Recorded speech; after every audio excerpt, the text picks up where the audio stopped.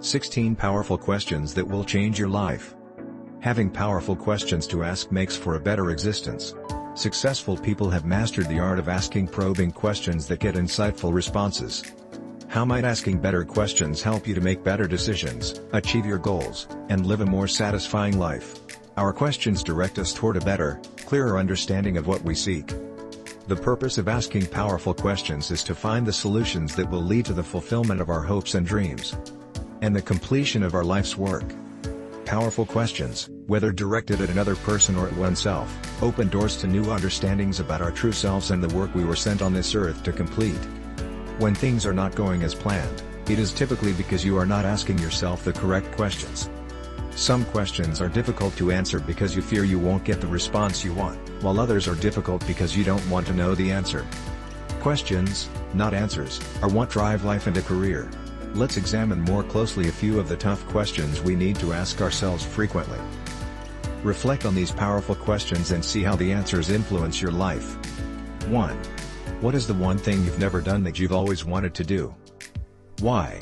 Do you wish you could accomplish something but find yourself worrying and whining more than pursuing and creating? Occasionally, what you fear the most is the very thing that will set you free.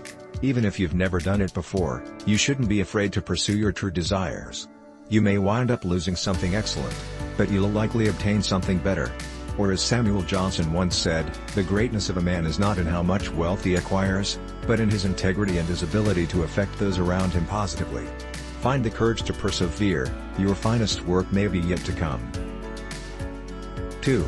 How is it that others perceive me in a way that I don't see myself? Have you listened to a clip of your voice and thought, is that me? Due to how sound travels through the human skull, we don't hear ourselves as others do. The same with our actions.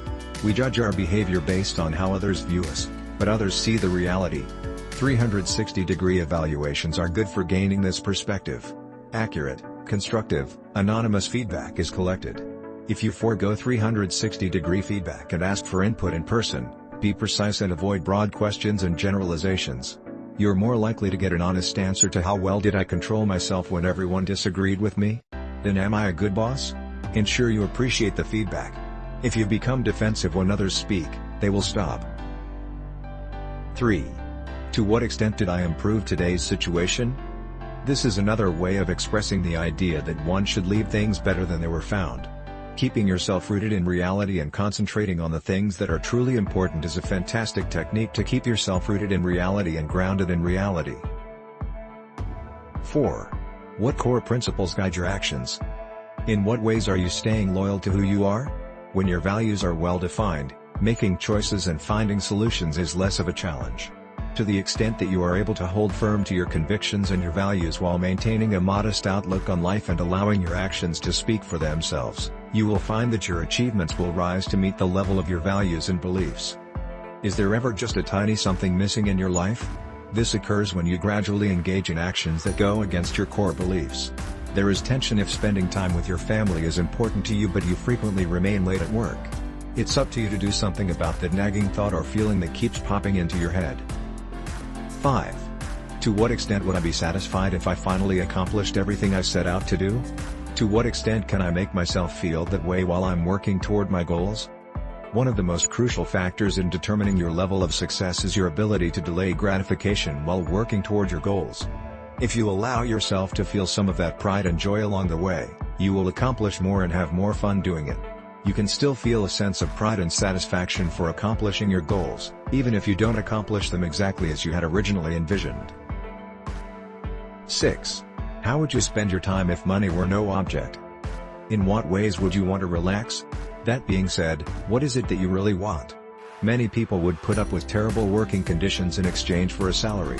But if you can learn to put happiness ahead of financial gain, you'll never have to endure a job you hate. It's preferable to live a short life doing what you love rather than a long one being unhappy. 7.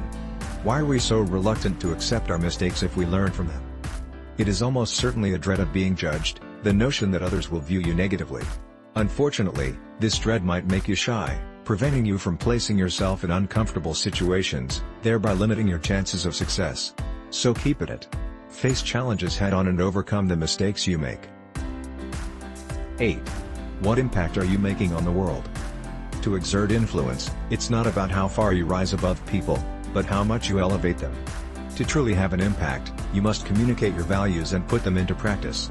If you care about a cause, rally others to support it and take a position. The ability to persuade others is crucial. 9.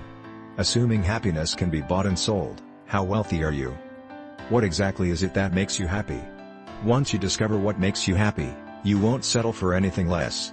Happiness is like money in the bank, it grows in proportion as you put more of it toward the things that matter most to you.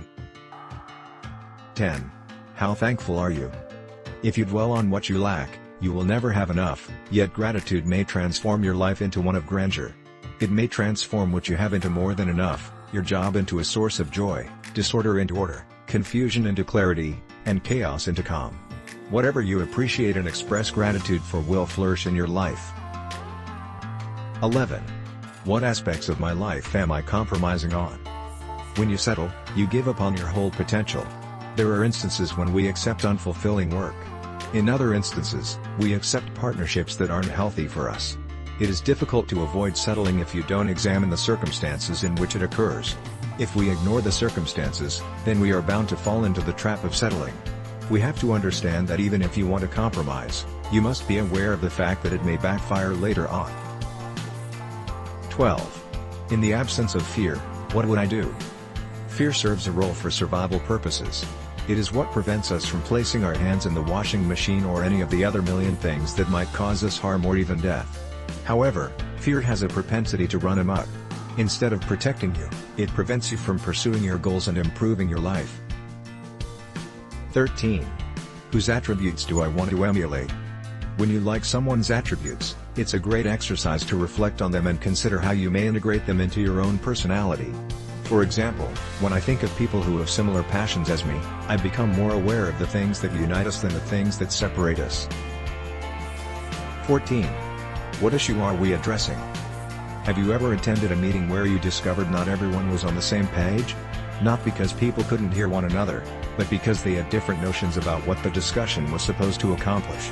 In order to better understand the topic at hand at a meeting, it is sometimes useful to write it out on the whiteboard.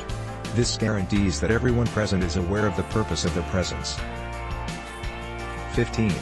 What is holding me back from making the progress I need to make? The simple way out is to say, I don't know what to do, but that's simply an excuse. Oftentimes, we are aware of the best course of action to take, but we refuse to remove the roadblocks that stand in our way. We can't be afraid to take calculated risks. 16. What's my biggest life lesson? Am I learning? In order to fully internalize a life lesson, we must sometimes be taught it twice. Problematically, this serves as just as much of a wake-up call a second time around. Final thoughts. We all know how awkward it may be to ask such powerful questions. Keeping in our comfort zones, however, prevents us from expanding our minds and developing our abilities. It is my sincere wish that these powerful questions have provided you with food for thought, that you will remain curious and teachable throughout your life, and that your future is as bright as your hopes and ambitions.